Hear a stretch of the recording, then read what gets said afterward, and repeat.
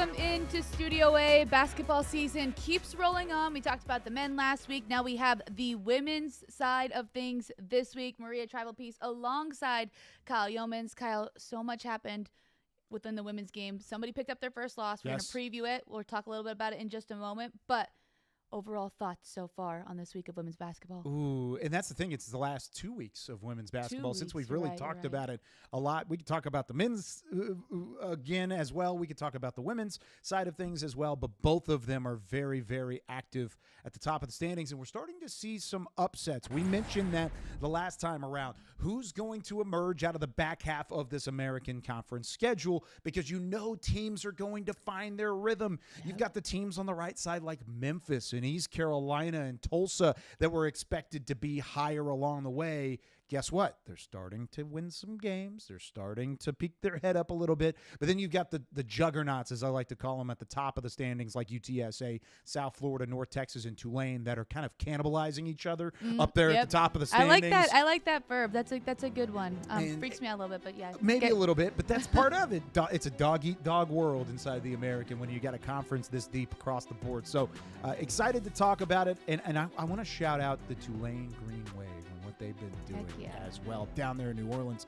No one expected Tulane to be where they are, first-year head coach, and here they are right there knocking on the door. If they get a couple of wins over the next few weeks against these top teams in the conference and the teams that they're chasing, who's to say Tulane's not a team that's clamoring for that regular season title? And here's the thing. They beat North Texas. You know what I mean? So talking about those teams at the top, they already showed that they can beat them. One team, though, climbing their way back up into the top of the standings is South Florida. They lost 2 games. We were unsure what's going to happen. The preseason favorite, they're falling. No. Oh, my goodness. They're like, hold on. Stop panicking. We're still very good. We beat Duke already this season. So we're like, all right, we're back on the Bulls train here, and they're looking very good. They handed UTSA their first loss of the season. Nobody's been able to beat UTSA. One thing to note in that game is that Jordan Jenkins didn't play, and I think that's a factor. But South Florida has looked really good. They're looking like that preseason favorite that they were tabbed as. I want to give the credit where credit is due, because like you said, we'll talk about Jordan Jenkins missing and what that meant for UTSA a little bit later in the show. But you win that game if you're South Florida because you're South Florida, because you are as talented as you are across the board. Jenkins or no Jenkins, you saw South Florida get back to what they do best. Give a lot of credit to Jose Fernandez. He's been around this game plenty of times. He's been to NCAA tournaments. He's been to the big dance. He's won conference championships in the past. And he said, you know what? Yes, we lost to North Texas. Yes, we lost to UAB. But don't forget, we won 6 straight going into that, and we're certainly in the at-large bid conversation prior to a couple of those losses. This is just a return to the normal down in Tampa. This is a return to normal for the Bulls, playing that inside-out brand of basketball, taking care of the basketball, which was a big bugaboo against the Blazers in the Mean Green. And I loved what they've been able to do from some of the players later on in the bench, deeper into the bench, and maybe even not the high-end players like a Sammy Puisis, who's up there hitting a ton of shots and put up a ton of points. They've done that, and they utilize their star players, but I give credit to players like Laura Putu, who came into the season maybe not as the highest rated player on the roster, but she's been doing double digits in most of the major categories throughout this win streak, and has taken a huge step in the right direction in her scoring that just adds another element to this roster. And I think Carla Brito's another one where she's just been incredibly consistent. I think that when you look at some of the big names, you'll see Sammy Puisis have a big game, and you'll see even Romy Levy, who's been kind of up and down all year.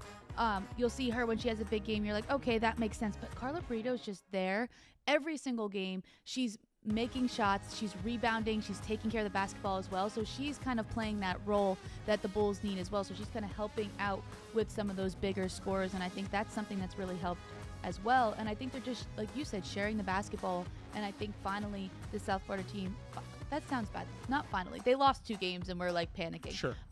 Them getting back on track a little bit, I think, is because they're playing that brand of basketball that's worked so well from them the entire time Jose Fernandez has been there. We talked about this a little bit off air about the international flair that South Florida is able to recruit to. People want to go play for Jose Fernandez. People want to go play in Tampa, Florida, in the beautiful Youmans Center. All of it is a draw.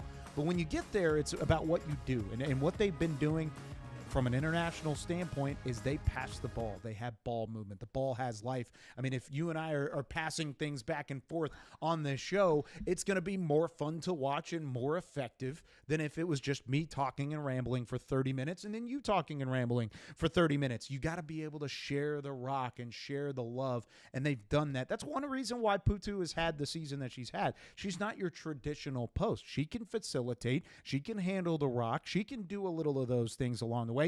You mentioned Brito. There are times where she has to take over as a scorer. There are times where she has to create balance, as you see here from top to bottom, and that's exactly what they've done well, and that's good coaching across the board. Knowing the players that you've recruited, knowing their strengths and what they were taught from a young age forward overseas or wherever you end up drafting or recruiting them from, you get those things to your program and then you mold them in the best way possible. And that's what makes a good coaching staff. And you're starting to see that midway through conference play. And I think you see them all buying into their roles as well, right? They all know what their job is on this team. They know the system that Jose runs. He recruits to that. So it's all of this just meshing together. And I'll ask you, how do they continue just to be successful, especially with these last couple big wins against top conference opponents? Well, a lot of the teams at the top of this conference are known for good defense, right? They take the basketball away. UTSA, North Texas, UAB even, that's up there. Tulane. Tulane's a great team in terms of forcing turnovers. When you take care of the basketball, it allows for those weapons to maneuver. It allows for them to do exactly what you just said. Stay in their role, stay in their lane. They beat North Texas because they stayed to their game plan all the way into the fourth quarter. North Texas got into maybe a little bit of foul trouble. They got out of their game plan a little bit, and they were outscored 21-9 in the third quarter of that game, and that allowed for South Florida to continue pushing forward with a big win over North Texas. So, yeah, I think all of those things that we just mentioned play a factor, but it's just plain and simple. Keep it to the game plan. Do what you were taught to do from a foundational standpoint, a fundamental standpoint, and continue forward, because there's a lot of good things that the South Florida team does, and they're going to continue to do that along the way. One team that I already gave a shout out to, the Tulane Green Wave, has been on another level, Maria, and you got a chance to catch up with one that covers this Tulane team.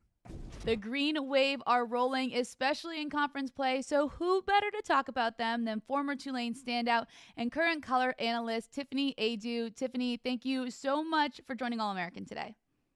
Thank you for having me. Really excited to talk shop. We are very excited as well because you are an expert on all things Green Wave. So I want to start with 7-3 in conference play for the Green Wave. What do you think's contributed to that? I think they have such an incredible team chemistry. And as we know, with college basketball, it takes time to grow, adapt, and find your chemistry. And kudos to Ashley Langford, who's really instilled some incredible values with this team. They are turning defense into offense. And I think that's been a tremendous factor in the ways that they're able to pull out dubs in some of these close wins, because the American Conference is a tough conference to play in, and on any given day, any team can win. Now, you mentioned the way that this team has been gelling, and very quickly as well. This is Ashley Langford's first year. What do you think it is about the way that she coaches and the players that she's brought in from different spots that has helped them gel so well and been so good? I think she has really high expectations. I think it makes a big difference to have two of your really standout players, V. Keenan and Sharice Pittman, come from Stony Brook with you and bring that experience, and not only playing as veterans, but also playing for Coach Ashley Langford. And then Tulane has returning players and newcomers who have also adapted very well in this system. So this team has adapted and they've been able to find their stride. And I'm so impressed with the tenacity that they bring defensively. Holding teams to 64 points is not an easy feat. They just played an outstanding matchup against UAB, who is the top scoring team in the conference as well. They shoot tons of threes, can make tons of threes, and they held them to about 50-something points. So that says a lot about the way that this team has grown, adjusted, and been able to play transition their defense to offense. And talking about their offense, they got multiple players scoring, and we can get into that too. We are definitely going to get into the offense. I want to go back to that defense for just 1 second. I know that at the beginning of the year, it wasn't as tough, as tenacious as it is right now. It was still good, but not where it is in the moment. Where do you think that turning point was where the Green Wave just started to play this kind of defense? You learn strengths about players. You know where people will step up. You begin to trust your teammates on the help side of the defense. You begin to communicate better. And then you just know your offensive or your defensive set. Similar to the offensive position on the floor. You see Mabry there getting so excited in that possession, which I also think brings a lot of energy to the games they play. But when you can know how you play defensive or offensively, you can, I'm losing my words, but defensively, you can also perform so well. It's not any different from the offensive end. And one of the things Ashley Langford stated in a conversation we had before one of the games was when you can roll through and understand mechanically what you're doing, you can then just play the game of basketball. You can build on that IQ. You can then read plays. And I think that they're doing that defensively. They're able to get steals. They're able to, assess their teammates and all of those things. I'm just really proud to watch this team grow and develop over the course of this season. Yeah, I think that building aspect that you mentioned has been so key. Let's talk a little bit about the offense now. You mentioned some of those contributors. Sharice Pittman looks so good. Who would you say, though, is the most surprising contributor that maybe we didn't think would be helping so much in this Green Wave offense? I don't think I had any specific player that I knew would step up. But it's really impressive to see any incoming freshman who has to adapt to collegiate athletics step up the way that they have. So I'm going to give a lot of credit to Kendall Sneed, who has been 4-time freshman of the week in the American Conference. And she has been playing tremendous basketball and is playing with so much confidence. But I want to give credit to the entire offensive or the entire team in terms of their offense performance. I'm looking at the stats from last game, and 3 players combined scored 54 of the 72 points against UAB. And V. Keenan, we know, is the top shooter, one of the top shooters, 3-point shooters in the country. She didn't score, and it still made a difference to see any player on any given day can step up and score the basketball. And I think that's just trust that the players being able to make reads and know who's hot on game days. And Whittington had 28 points, and that was her highest game scoring game in her career. And that was impressive. Yeah, I think you make a really good point of just so many different people contributing to the scoring for Tulane. And where do you think that comes from? Is that something that Ashley Langford preaches, just sharing the basketball and making sure everybody's getting their touches? Or is it something that these young women are developing themselves?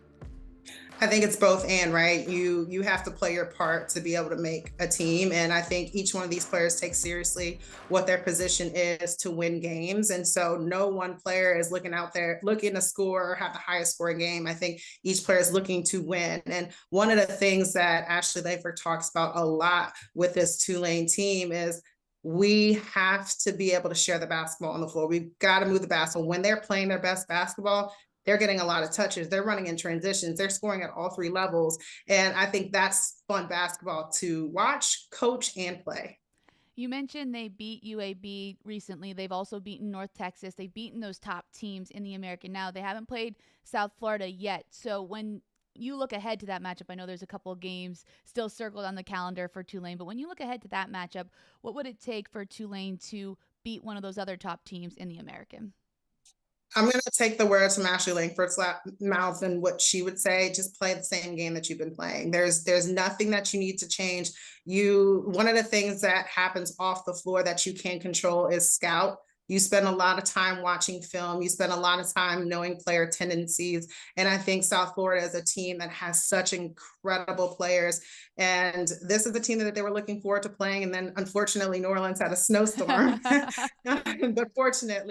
but just thinking about what they've done well, I don't think they need to change the way that they're playing. They're playing so well. Yeah. I agree with you. It's kind of just looking at one thing at a time. I feel like when you ask coaches that question, they're like, oh, one day at a time, one game at a time. But it is so true. And speaking of coaches, Ashley Langford in her first year at the helm of the Green Wave, she played at Tulane. You played at Tulane. What do you think it is about going back to your alma mater that makes it just a little bit more special? There's something so special. I can speak from my experience as an analyst to be able to come back to the institution and fall in love with it in a very different way, being able to show up and win and represent your alma mater in a different way, I think is a lot of responsibility, but it's also an exciting one. And so I think Ashley Langford certainly is really excited to step into this role and play, or not play, but be able to coach this team and deliver with wins. And she has a winning mentality. I played with her, very competitive spirit. And I see that on the sidelines. I see that in the energy that her players, her coaches are bringing to each and every matchup, each and every practice. And so you hold a lot of responsibility, but it's an exciting one. It's certainly exciting to watch from afar. That competitive spirit within her and her players is really showing through. You've seen the improvements that they've made, and I think it is so exciting to see what's going to happen in the future. Tiffany, thank you so much for joining All-American and just breaking down this Tulane team. I can't wait to watch them more the rest of the season. Excited as well. Thank you for having me. I'm certainly excited to continue watching Tulane and what they bring to the table as well. They've done a great job this season, just as Tiffany does, continuing to cover the team and travel with the team as well across the board. Maria, we've got to talk about UTSA, though. Oof. We mentioned in the opening of this show, South Florida hands them their first loss. I know Jordan Jenkins was out, but is it bad that I was actually just as impressed with how UTSA played in that game against South Florida without Jordan Jenkins as some of their wins that they've had this year? No, I don't think it's – Is that a problem for me? No, I don't think – I mean, you have a lot of problems, but we don't have enough time to get into that true. On All-American. But I will – this is not one of your problems. This looks like a therapy session. I mean, we've got the nice chairs. I double majored in psychology. Did you know that? I did not. No, so if you went on after we could record it, actually. I think people – that might be really yeah, very entertaining. Anyway, I digress, as we always do here on All-American. But no, it's not surprising to me. It's not a problem because I agree. I think even without Jordan Jenkins, this UTSA team looked really good. Yep. I think it says a lot about Karen Aston and the way that she coaches. I think it also says a lot about the way that the Roadrunners play. So I just think that overall this team is very good. Yeah. It helps when you have somebody who's averaging close to 20 a game or I don't even know what she's at this point, but a lot of points for you to still be competitive against the preseason favorite says a lot about this team. And maybe current favorite, the way that they've been playing as of late. 75-63 was the final score in this game. But when you look a little bit closer, it was 41-40 with less than 3 minutes to play in the third quarter. UTSA shot the ball pretty well, 42% from the field. They were 50% from three-point land. But you couldn't stop the Bulls in the paint. They outscored and doubled up UTSA in the paint, 40-20, allowed a 58% field goal percentage allowed against. I mean, all of that kind of adds together to you missed somebody on the inside. You missed Jordan Jenkins defensively. You missed the 20 points per game that she scores on offense. You lost by 12 points in the end, and that ultimately ended up. But if Jenkins is available, I think they probably win that game the way that they played across the board. I thought Cheyenne Rowe had a nice game, 15 points along the way. Sydney Love had 14 points in the game as well. UTSA did what they needed to do. Then they get back home, and they were able to have some success along the way after that. You have the Jenkins back in the fold against Temple. They outscored the Owls 28-10 as a team in the fourth quarter, able to open things up and win that game against the Owls. But then you look at how they've played throughout the season. I'm not worried about what UTSA brings because, like you said, and we've been very complimentary of Karen Aston on this show. For good reason. She's a good coach. She does things the right way. She builds the right way.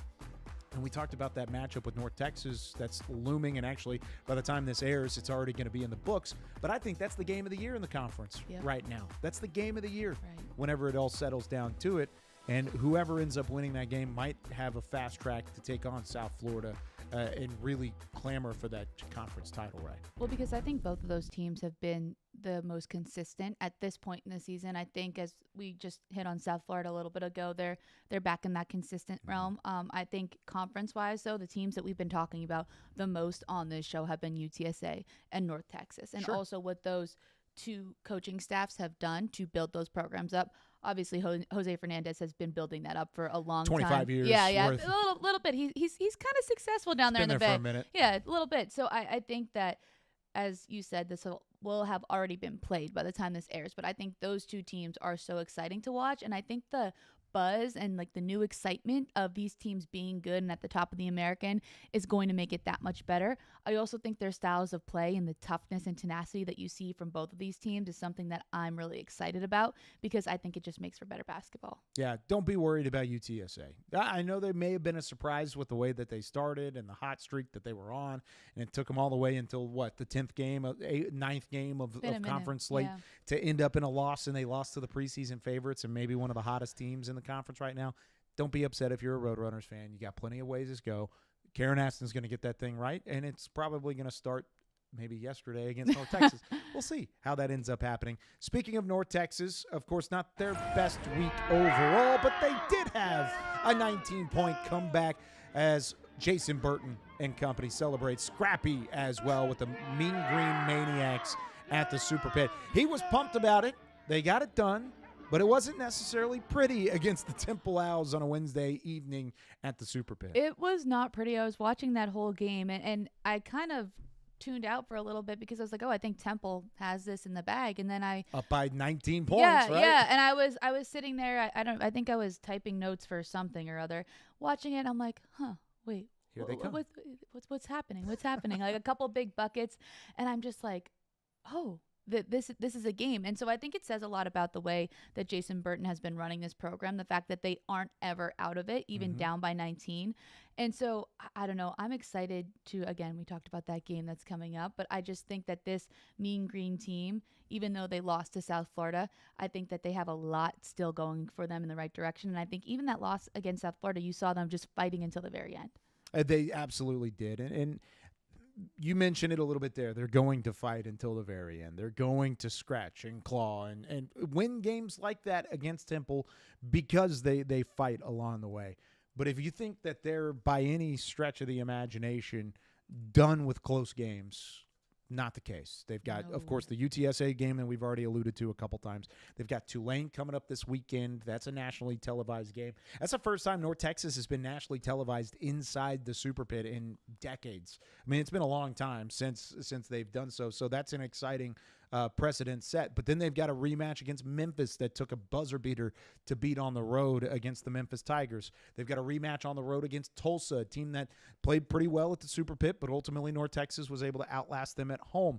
Then they go on the road against East Carolina, a team that went to the conference final last year at Dickies Arena. North Texas is facing a tough stretch right now, and they're doing so luckily with one of the better players in the conference, and that's Tiffany Aidoo. She is just so good, and she has the ability to just impact everything offensively and defensively. Yes. We talk so much about her scoring, and you look at her numbers there, just her efficiency on offense as well, but just the way that she's a presence on defense as well. And I think when you think about North Texas, I mean, the men, obviously, the defense is a big thing, but the women also play that tough, tenacious defense. Lampkin affects that as well. And I think the thing for me that really stands out is her leadership and maturity. And I think that's something that Jason Burton really leans on a lot, because she is just one of those people, when you watch her play, you see that she's affecting every other player around her. And I think as you're trying to step into a program and build it, the reason they're able to have success so quickly is because Tiffany Lampkin is there and committed to stay even after having multiple years. Just being able to impact North Texas, I think, has been a really big key for. She's unbelievable. And I've been around this program, that's no secret, from the time when I was in college. So this is Tiffany Lampkin has grown so much over these 4 years and over the time that she's been in Denton, because when she first got there, she would get in foul trouble. She wasn't necessarily efficient with the ball in her hands. Now she can create, and that's what's different. That's what makes her the player of the year in the conference if Jordan Jenkins wasn't in the conference. That's the only difference right now, is Jordan Jenkins still exists and she's down and doing what she's doing in San Antonio. Tiffany Lampkin would be in that conversation and was the co-player of the year in the preseason for a reason. She's lived up to that more so than maybe even the other expectations of the first-team all-conference players from earlier this campaign as well. One thing as a team that I like to look at least 10 games in, I mean, we're 10 games in now to conference play. One thing I like to look at is where you rank in terms of your points per game and opponents' points per game. I know it's very simple, and in this day and age of the analytics, it's always very fun to look at some of the deeper analytics. Do you put the ball in the net, and does your team that you're playing put the ball in the net? North Texas is probably the most balanced team in both of those categories across the board in the American right now. They're 4th in points per game. They're 5th in opponents' points per game allowed. So right there in the top 5 of both categories, they are the only team in the American that is in both the top 5 in opponents' points per game and points per game so far. The only other team that's close is Tulane, who we've already shouted out already with the Green Wave. They're 1st in scoring, and they're 6th in opponents' points per game. So no other team inside the top 5. I think maybe borderline UTSA's right there. I think they're 1st and 6th in a couple of those categories as well. So along the way, North Texas, UTSA, you mentioned it already. They're balanced. They get it done, and Tamisha Lankin's a big part of that. And when you talk about some of that balance, a lot of other players are stepping up around her. I know Sure. we talked about previously Kyla Deck and what she's been able to do. Oh, she Not was on this so show, good in but that Temple game. yes, let's talk a little bit about that because Yeah. I think we kind of breezed over it. She just looks so good, and I know she missed a little bit for injury. Concussion. Ever since she's come back, you've had a chance to be up close and personal like with this team. So what do you think has kind of switched back on for her ever since she's been on the court? Well, it adds an extra guard that Jason Burton can trust in any situation, whether she's scoring the rock or not. She's known as one of the better on-ball defenders. I would classify her as a top 5 on-ball defender in the American. She is very good defensively, and that's why they've had success on that side of the ball. So Kyla Deck comes in, and when she had a game like she did against Temple, it's just a little cherry on top because she's going to provide defense, but then she went 7 for 7 from the field with 16 points, hit a couple threes along the way. She can shoot the lights out if she wants to, but then you've got games like she had against South Florida where she goes 0 for 4 from the field in 17 minutes against the Bulls. Didn't necessarily provide anything on offense. She was still very good defensively. So that's what they give because Jocelyn Moore is a high-level scorer. She's a volume shooter, and she has streaks good and bad. You saw her early in conference play take off and take things to the next level from a points per game element. From the last couple of weeks, she's kind of died down a little bit, and she's gone back into some of those early struggles of actually shooting at a high clip. Desiree Wooten, a sophomore guard that you can kind of rely on both ends of the floor, but again, not consistent as a scorer. So you have the depth to say, hey, Jason Burton, you can rely on these players back and forth, but do you have the consistency across the board to really make runs and win another conference title like they were able to do last year? That's yet to be seen. Here's the thing. They're ramping up to March. In the conversations that I've had for Jason Burton, everything is a learning moment. Everything is a learning moment. And that's why he's a great coach. You see that across the board from some of the other coaches we mentioned. Fernandez at South Florida, Karen Aston at UTSA, Jason Burton's right there. Learn along the way because, yes, you might drop a game to South Florida in a tight one in the middle of conference play, but when it comes to Dickies Arena in Fort Worth, you don't want what happened last year to happen again, where you lose in the first round or second round, but your first game after the bye to the Rice House. You don't want that to happen again.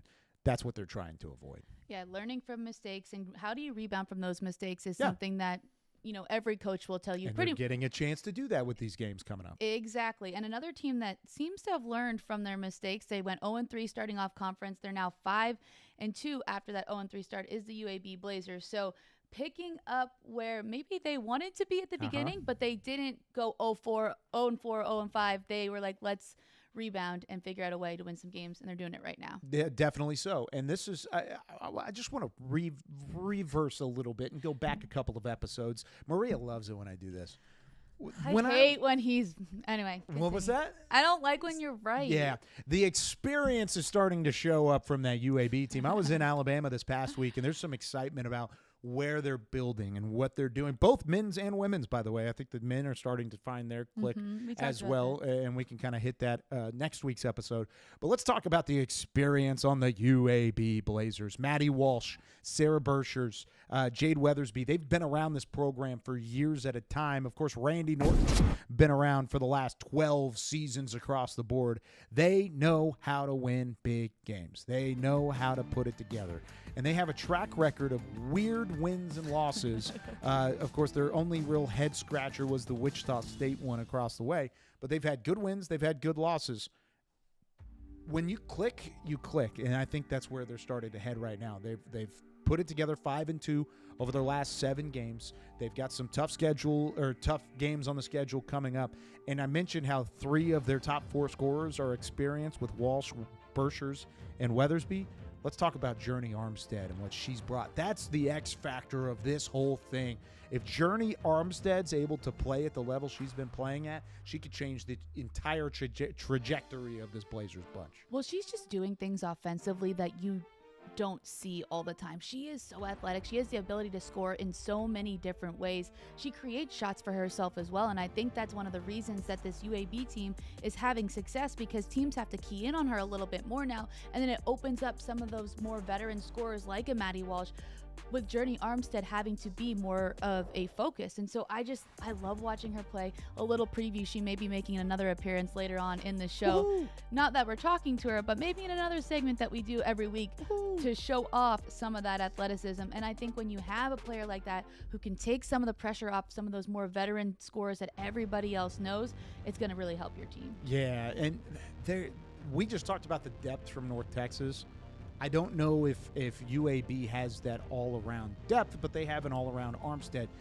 I'll tell you, just from watching the film and what she's done, the facilitation, the all-around play that she brings to the table is tremendous. She's so clean with the basketball. She lives in that 10-plus points per game scoring element. Very active on the boards. You see there 4 rebounds per game, and she's only 5'8", but she still finds a way to carve out some space on the low block, get some possession, and end up working on the boards. But the thing that impresses me most is her vision, the court vision. You hear about that every once in a while from coaches, and the way that they're able to see things before they develop. In a team like this and in a roster like this where you have Walsh and Birchers and Weathersby, if Armstead can see things before they develop and continue to tell the future and then telegraph a pass across the floor to somebody, that's what's going to be legit. And I hate saying this because we have so much left. I still think this is a team, and I said it the first time around, I still think this is a team that's going to be dangerous in March. I'm not doubting you. I think one thing you shouldn't doubt me. I really wish I could, but I have to say you have been right. You've been right too many times. That tell the fans how right I was going into the North Texas UTSA men's game. You don't want North Texas fans to know that you thought that North Texas was going to lose. I just saw it coming, guys. Yeah, he said that UTSA was going to win on the men's side, so I wasn't going to rat you out. I don't know if I said was going to win, but I said it was going to be a good game. You did say it was going to be a good game. And they were going to challenge. Maybe we could pull up the message thread. Maybe next week. Yeah, next week. We'll bring Continue, it back up. though. Anyway, I will say I'm starting to get on the UAB bandwagon here just because I think the key factor for me is you're adding in Journey Armstead, right? But I think the biggest thing is that leadership from some of those older players who have so much experience. And I think especially when you get into March, especially when you're in the postseason, that is one of those difference makers where they've been there before, right? They know how to respond to the good, to the bad. You're seeing it play out in this season already. They start 0-3 in conference. And the fact that we're talking about them as being a contender just shows that they adjusted and that they're still in this race. And so I'm going to agree with Kyle right now. I'm getting on the UAB bandwagon, definitely starting to turn this season around, especially in conference play. Now, Blazers fans, you heard it. You heard it. We'll clip it. We'll see what happens in March. One team that's kind of doing a little bit of the reverse, though, is Temple. They started off pretty hot. Now they're struggling a little bit. They're having some issues closing out games. Yeah. I think they're fine. I'm not hitting any panic buttons. I think that they're a very good team. They have a lot of different scorers. I like what Diane Richardson's doing. There's a reason she finished at the top of the conference last year. Sure. I think they're going to be fine. But some of those games, like blowing that 19-point lead to North Texas, like we got to talk about it a little bit. Yeah, and they're going to win some games coming up. They've got Memphis, South Florida, UAB, Tulane. Actually, I just read those off, and that doesn't sound funny. Those they're going to win some games. Here's some good teams that we just talked about that are peaking right now. That's going to be a tough one. And we'll talk about Memphis here in a minute. This is another conversation that I had in the last episode. But we talked about depth and how much it did concern me. They've got 4 players that you can really rally around, that you could really count on night in and night out. And you've seen how they've run out of gas. I mean, it's a thing because of depth. It's a thing because they've run out of gas late in games, because it doesn't just happen in the losses to Tulane and North Texas and UTSA. Take a look at the game against Tulsa. They won that game 73-51. But it was a nail-biter at the end when it probably shouldn't have been a nail-biter at the end. They had that game in hand in the third quarter, and Tulsa comes storming back and fell short just by a couple of points, 73-71. So, yes, it is a thing. And that the best thing that I could come up with to explain it is the fact that we were concerned about it 2 weeks ago when they were winning games early in conference play, and they were winning against Florida Atlantic and UAB, East Carolina, Charlotte, and Florida Atlantic, and they were putting all those games together. Now we're starting to see the reverse end of it. And it's unfortunate right now for Temple because this is a gauntlet of a stretch. The 3 games that they've lost were Tulane. Of course, they're 4th in the conference. North Texas, 2nd in the conference. And UTSA, who's leading the conference right now. Those are the 3 games they've lost in the past. Yeah, and so I think just at that point is why I kind of started this off with we're not panicking just yet because those teams are all teams that are playing really well, playing some of their best basketball. And you can't really get upset about it, but you also need to address what's happening with some of those. I mean, I'm sure Diane Richardson's upset about it, but let me rephrase how I said that. But I think that it's not like they're losing to some of the lower half teams in the conference. One person, though, that has been playing really well is Terriana Gary. She's been really good scoring the basketball for the Owls, and I think they need to rely on her and have a couple other people step up behind her if they want to continue to have that success that they had at the beginning of the season. Yeah, that's exactly right. And I think you're starting to see that with Terriana Gary. You see what she's brought.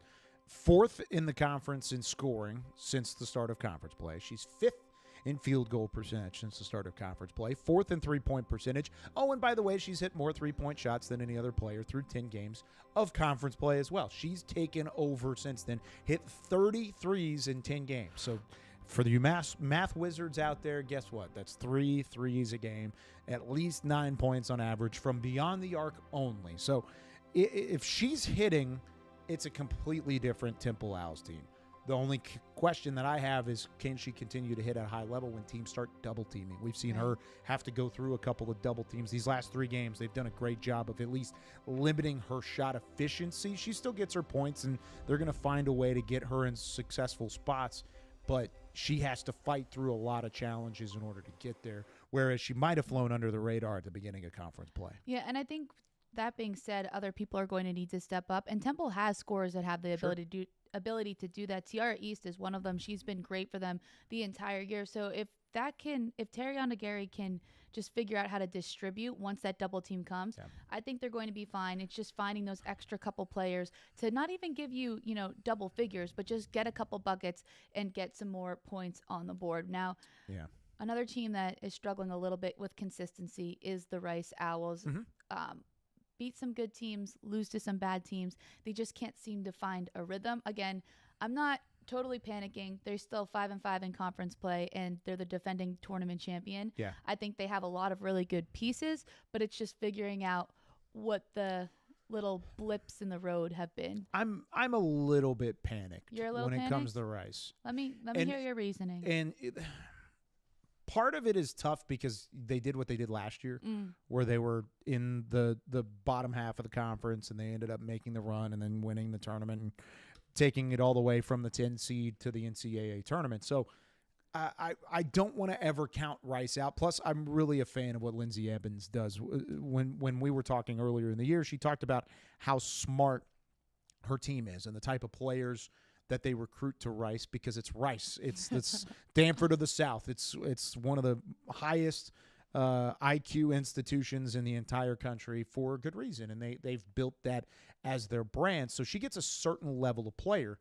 Last year, she talked about how when things clicked from the 10 seed to the NCAA tournament, the thing that clicked the most was those players who are always inquisitive because of who they are and how they're wired as a student. And they're students of the game just as much as they're student athletes. So she said that they were inquisitive, and they would ask, why are we doing this? Why are we doing that? And when it finally clicked and they said, instead of asking why, let's ask how. How can we do this better? How can we take this game to the next level? And that's what clicked down the stretch. They need to do that again. And I don't want to say it was a flash in the pan in 2024, and what they were able to do in March was really impressive and really incredible. But in talking to Coach Edmonds, she doesn't want to be the 10 seed. She wants to be the 4 or the 5 or the 6 seed. They were picked to be the 10 seed. Exactly. They were picked to finish. They were picked to finish second in the preseason poll. They're 7th right now. So tied for second with North Texas in those the thought process. So all of that kind of plays a factor. All of it does. And right now you're seeing a team that just came off a loss to Florida Atlantic. I think before that, I would say, okay, their losses weren't anything crazy to write home about. It was UAB, North Texas, UTSA, and as we talked about earlier, those teams are at the top of the conference for a reason. They're the juggernauts right now. Rice was supposed to be there, but at least they were winning the games they should have. At least they were winning the games they should have. Then they lost 66-61 to Florida Atlantic. Did not play well in that game. They're still 7th in scoring. They're still 4th in scoring allowed. I'm sorry for going on a bit of a rant, but that's just how I feel about this Rice team right now. They're talented. They've got a lot of the same players and a lot of the same contributions that they had in that tournament run that they had last year. How do you get it to click? It feels like they need that moment to surface again. And I totally understand your point. And I think because of the thing that you just said at the very end, having some of those players who have been there in March, having those players that had a big impact, I think that's an advantage. But I agree with you. One, they need to figure out how to make it click. Two, though, that's the reason why I'm not counting them out just yet, because I think that experience and that ability can help, especially as you get. But can lightning strike twice? That's where I'm a little concerned. See, I don't know if I look at it as lightning striking twice. I look at it as when you get to postseason basketball, different players. Some things click. Yeah. And I just got UConn making a run as a 9 seed and winning a national championship. Yeah, you got North Carolina squeaking in and making it to the Final Four. It happens. It totally does. Because I think on the reverse, there's teams that are really great in the regular season and choke in the postseason. So I'm not saying that Rice is going to be in the tournament and do what they did last year. I'm saying they know how to do it. And I think knowing how to play in those big games is something that a lot of people take for granted. We kind of scratch our heads at different teams that go to the postseason and they're the 1 seed and they lose in the first or second round. Yeah. And I know a team or two that does that. Yeah. But that's a whole different topic. So my point is, I think that experience can help. Sure. They just haven't won the big games this year. Yes. That's where I'm at. They have not won those big games. They've lost to South Florida, North Texas, and UTSA. Right. And they'll have a chance again down the line. They play Tulane again this week. They play South Florida on the road after a bye going into next week. And then they get UTSA and North Texas at home again. So, sure, Rice has time to turn this thing around. But I don't have confidence, at least seeing them in person. Right. They're all out of sorts, especially if you don't have Dom Ennis. Yeah. Dom Ennis is a great player. She's been great. And I think when she missed some time in January, that was a big loss because you expected that to elevate the rest of your team. You say, okay, our best player's out. Let's put some players in some new positions. Let's start and kind of make them click. Her being back in the fold has been great. She's played well since doing so. They looked great against Charlotte and Tulsa, but you're supposed to look great against those two teams at this point in time. They didn't look great against FAU, and Dom Ennis was out there. So it all plays a factor, and you need your top players to step up in a big way. I don't know if I can count on Malia Fisher. I don't know if I can count on Dom Ennis to carry this Rice team because that's what it looks like they're going to need to do. Yep. Well, we're 10 games in. We'll see where we are in March. One team, though, that has been playing competitive with a lot of the top teams in the conference, but just not figuring out how to finish some of those games has been Memphis. Talking about flashes in the pan, I feel like that's not necessarily the best analogy, but they've had flashes of really good basketball. Sure. And then they kind of let it go. And so we haven't talked about them too much on this show yet because of that, because they've been losing those big games. But I think we got to talk a little bit about their ability to stay in those games with the top teams and the good things that they've shown. And then we'll break down some of the reasons why they're not pulling those games out. Isn't it weird that they have a few really impressive wins and then also a few really impressive losses? I just don't that doesn't really sound right across the board. I mean, the way that they took North Texas down to the wire was significant. They played close against a couple of teams along the way. Too. Yeah, they should have won that game. They very well, they very much so should have won that game against UTSA. Their win against ECU may have been the most impressive they've had all year. Back and forth for the entire first half, and then they kind of right the ship, no pun intended, with them playing the Pirates, and then they took over in the second half and didn't look back from that point forward. I like what I've seen from Memphis as an underdog. But like you said, they haven't had the talent or really the discipline. That UTSA game, I keep going back to that. They should have had that game. A late technical foul on really just working back down the floor was what put them behind the 8 ball in that game. They're showing that promise, but you got to have discipline, you got to have talent. And right now, they're just on the outside looking in each of those categories for me. Yeah, but one person disciplined and talented is Tilly Bowler. She's been that is the anomaly. That is a big reason why they're in ththose games. She's averaging 17.2 points per game, and she is so athletic, just really dominant as well. I just really like the way that she plays basketball. 11 blocks on the year. She just scores. She shoots at a high clip. She's efficient. And so I think when we're calling for talent, we're calling for discipline. We got to around it. Yeah, around that. Memphis needs more Tilly Bowlers on their team. Absolutely. She's all-around player. She's great. And like you said, it's not just about the pace that they play. Memphis plays up and down the floor. They get up, and they're second in the conference in scoring because of it.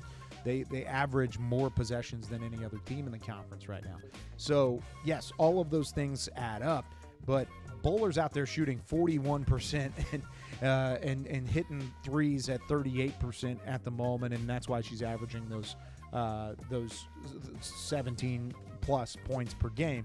She's the first team all-conference honoree that no one's talking about right now. Right. I would put her up there with the North Texas and Tamisha Lampkin. I'd put her up there with Jordan Jenkins. I'd put her up there with South Florida, a couple of the players that they have, and then Tulane and some of the players they have. Memphis is right now on the bottom half of the conference, and they've got a possible first-team all-conference honoree at the end of this thing because of how well she's been playing. What can you do around her? They have double-digit scorers. Right. Don't get me wrong. They've got actually 1, 2, 3. They've got 4 more outside of Bowler, 5 in general that average double figures at the moment. But a lot of that is with 33% shooting. A lot of that's with 34% shooting. It's not efficient from beyond the arc. Got 24% here, 37% there. That's actually not too bad. There's a couple of things that are added elements into it. Piece it all together and then play some defense. Yeah, that's the other thing. That's the key is they're not stopping they're teams. They're dead last. Yeah, 77 points per game, and it's really not even close on what they're allowing. Play some defense. I know you get up and down the floor. I know it's tiring, and I know the depth is stretched thin. Memphis has promise. Yeah, and we've seen double-digit seeds make runs in this tournament before. I'm not counting anyone out at this point. I feel like, especially after you saw the way that last year's season ended and the multiple ties based on how things were going to play out. And I think Memphis, like you said, the pieces are there. They just have to defend a little bit better and figure out how to share that basketball a little bit more.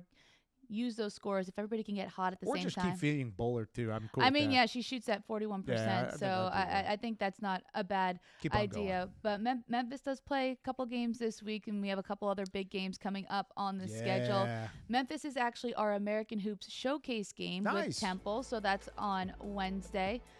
Is that in Philly or is that in Memphis? It is in Philly. So at the time everybody's watching this, the American Hoops Showcase will have already happened. So we hope that everybody tuned in. We're excited about it. It's National Girls and Women in Sports Day on Wednesday, so that's going to be exciting as well. Cool. But yeah, that's the game to definitely take a look at, or we hope that you looked at. Kyle, what other ones are you circling? Well, we mentioned earlier Tulane and some of the prowess that they've had.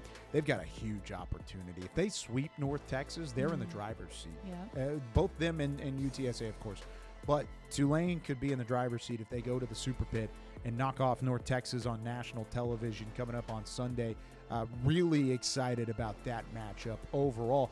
Keep in mind, this Tulsa team's not out of it, too. They've got a couple of chances for some wins on the road. Tulsa and East Carolina, Tulsa taking on Charlotte and East Carolina. A couple of North Carolina matchups there. They could go back to 2-0 there and keep rocking in the right direction. And then the final page, I want to talk about what UAB can do in that Temple matchup. I know. I'm excited for that one. I think we talked about just the way that they've been playing really well lately. Temple trying to figure things out.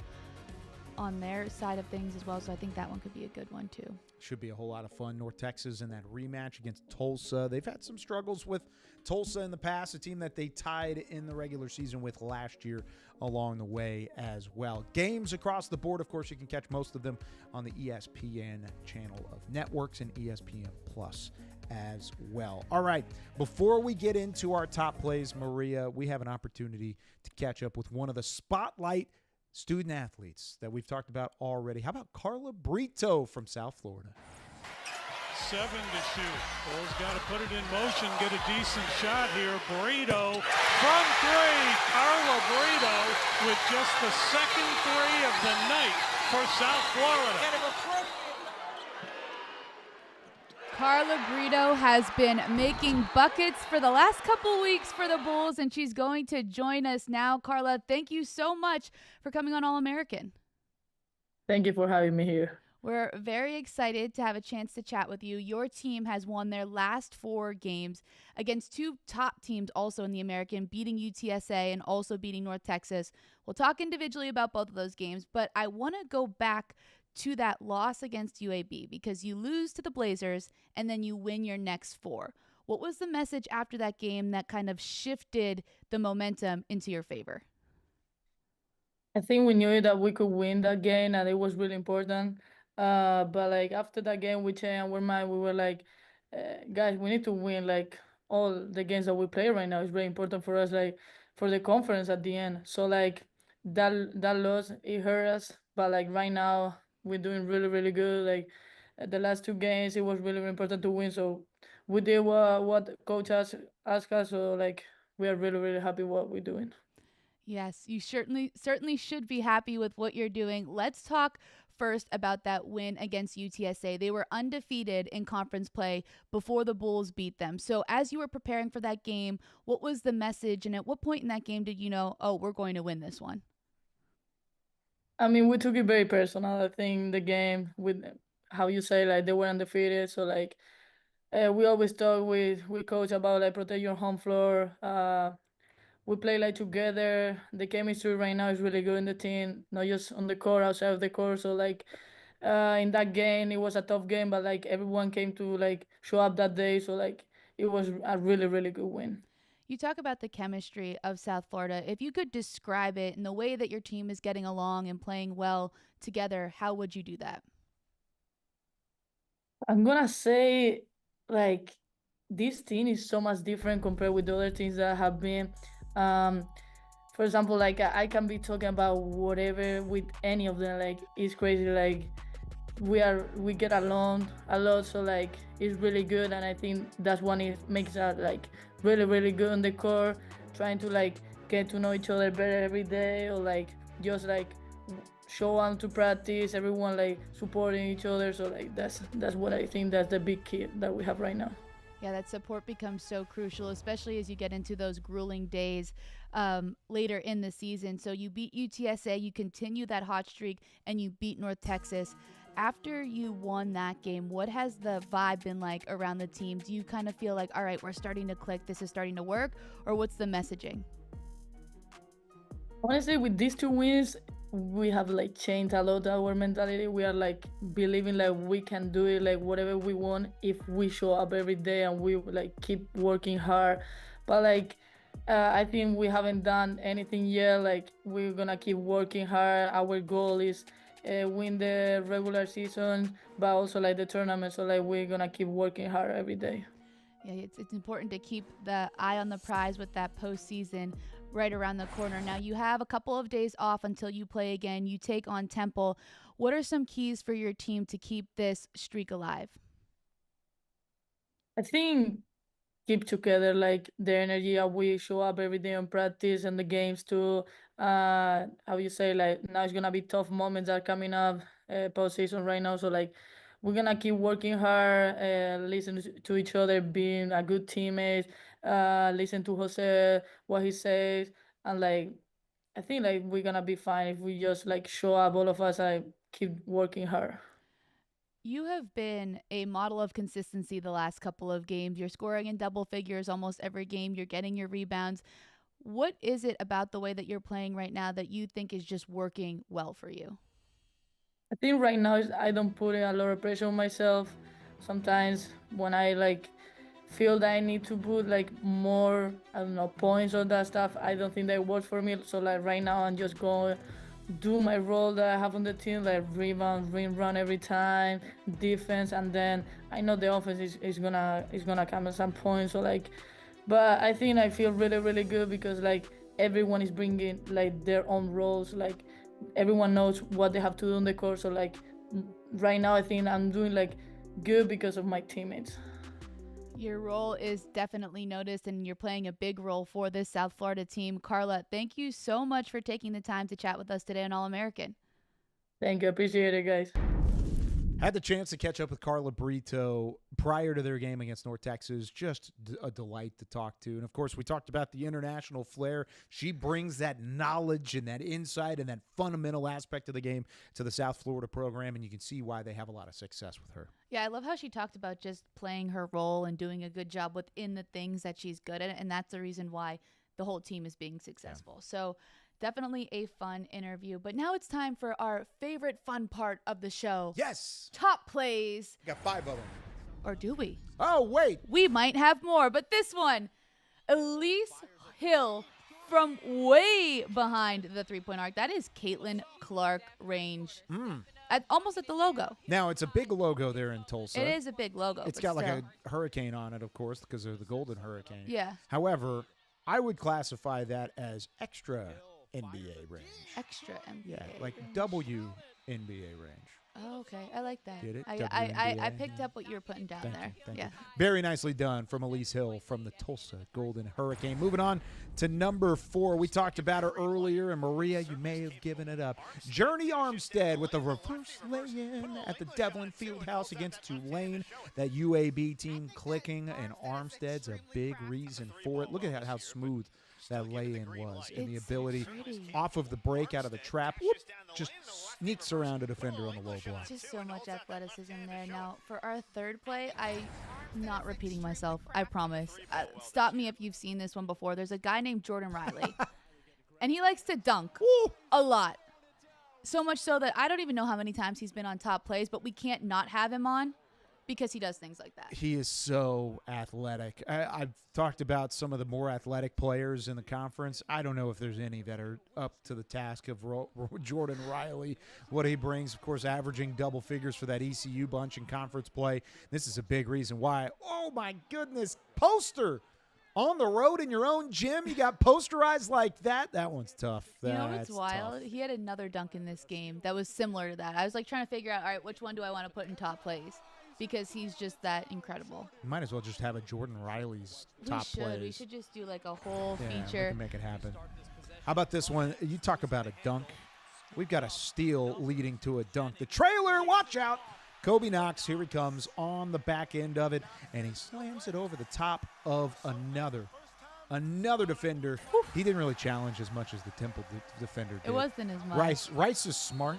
Of course, we talked about that already in the show. Very Rice intelligent student athletes. They're like, nah, go ahead. You do what you got to do. We already turned the ball over there. But Rice does take – oh, no, you dropped something. Rice does take our top spot in top plays. I watched this live. Trey Broadnax behind the back. Caden Powell. Woo! It looked like Broadnax was taking it to the hole and then just, nope, I'm going to just behind the back. Could have drawn a foul there, too. I know. That was a beauty. Wow. Oh, man. Whew.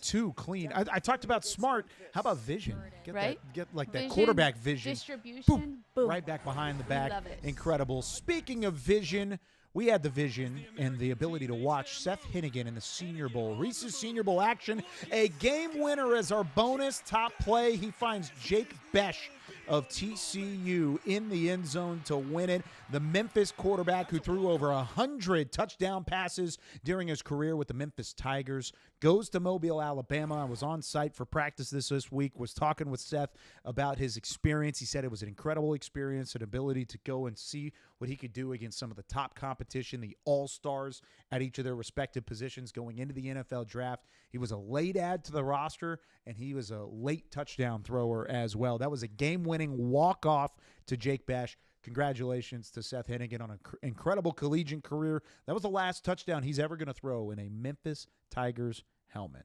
That's sad. Isn't that kind of sad? That is But it was an sad. incredible one to win it for the, I believe it was a national team that won it in that one. Yeah, I think it's exciting because it's exciting. It's bittersweet and sad because Sure.